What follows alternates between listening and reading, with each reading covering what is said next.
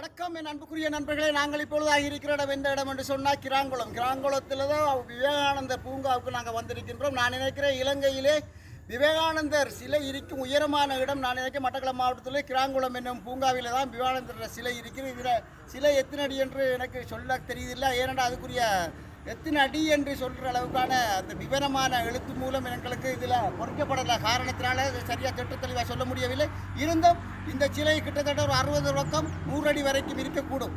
எனவே இந்த சிலையை பார்ப்பதற்கு மாத்திரமில்லை, இந்த சிலையை அண்டியுள்ள பூங்காக்கள் நிறைய பூ வகைகள் இருக்கிறது, அதாவது மலர் வகைகள் இருக்கிறது. இந்த மலர் வகைகளை நீங்கள் கண்கூடாக பார்த்து மனதுக்கு இதமான மகிழ்ச்சியை நீங்கள் பெற்றுக்கொள்ளலாம். அந்த அளவுக்கு ஒரு நல்ல ஒரு பிரம்மாண்டமான இடம் மட்டக்களப்பு மாவட்டத்திலே கட்டமைக்கப்பட்டிருக்கிறது. சுவாமி விவேகானந்தரின் பூங்கா என்பதில் எந்தவித மாற்று கருத்தும் இல்லை. அது மட்டுமில்லை, இந்த பெரிய பிரம்மாண்டமான சிலையை செய்த சிற்பி யார் என்று பார்த்தால் கல்வி ஆறு என்று சொல்லப்படும் கோட்டைக்கல்லாரின் மண்ணின் மைந்த கிருஷ்ணபிள்ளை சிறி என்பவரே இந்த சிலையை முழுக்க வடிவமைத்தவர்.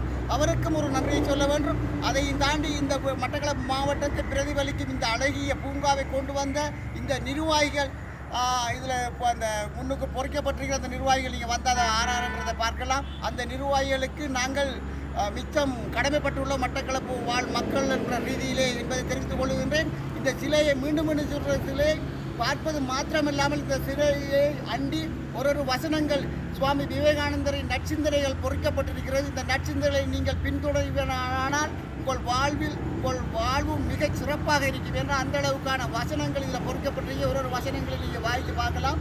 நூற்றுக்கணக்கான வசனங்கள் பொறிக்கப்பட்டிருக்கிறது. இந்த வசனங்களை காட்டுங்க அப்படி ஒரு வசனங்களை இதில் காட்டுங்க.